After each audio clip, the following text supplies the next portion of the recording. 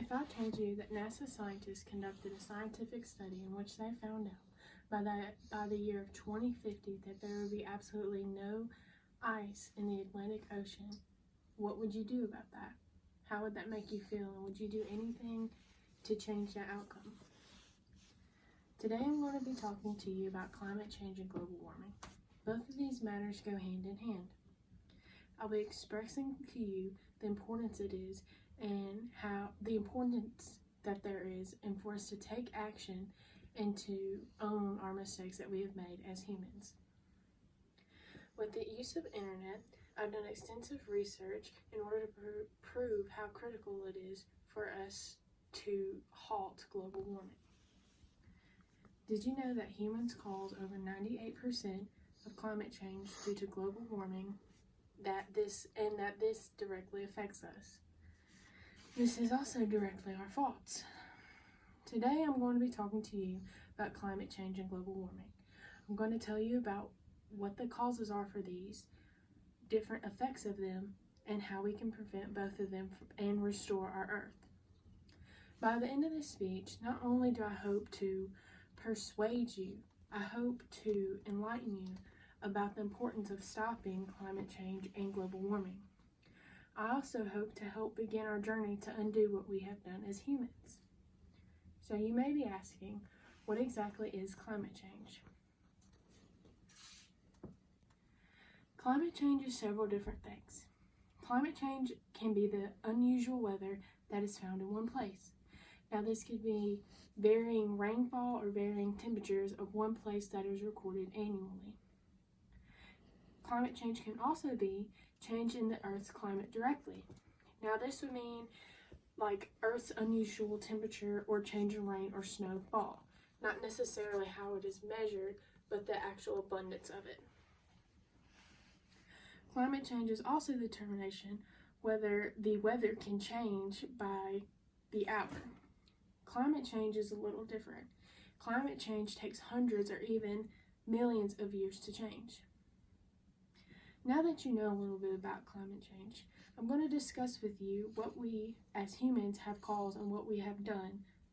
Do not worry, because it does get better and there are alternatives to what we've done. So, humans, we aid in climate change. Just like, think about what you do on a daily basis. Humans drive cars, we heat and cool our own homes, and we also cook. All of these things requires different forms of energy. We gain this energy by burning coal, oil, and using gas. All of these three things, yes, it is convenient, but it is very bad for our Earth. In return, it takes a very long time to produce these fossil fuels naturally, and there is no other way that we can produce them.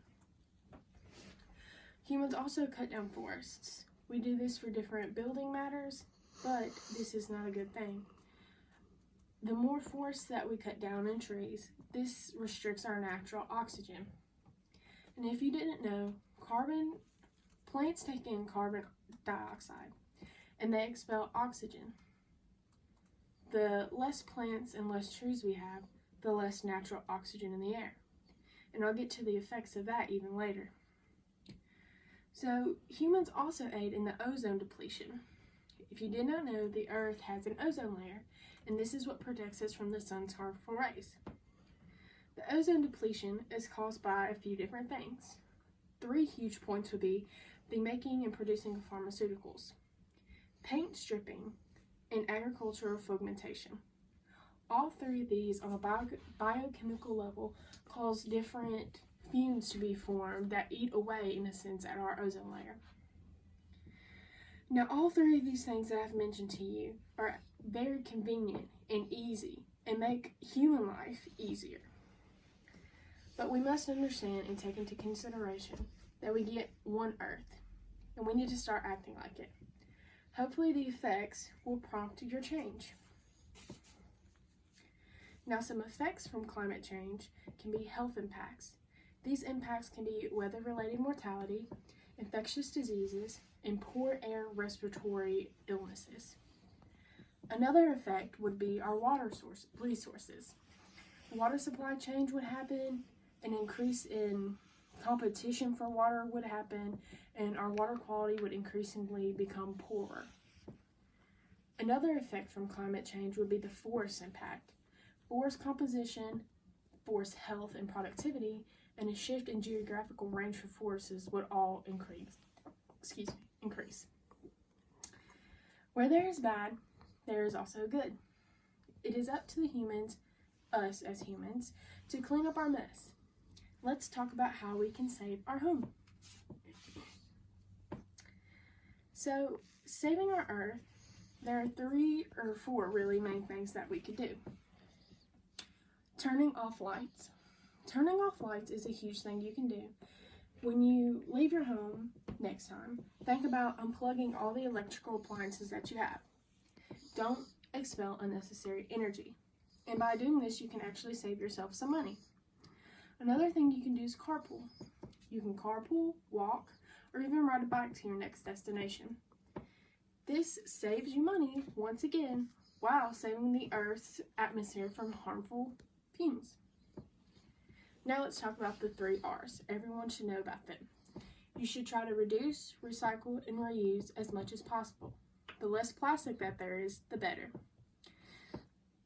And with all this in mind, the more people you tell, the more friends and family that know, the bigger the impact that me and you can make.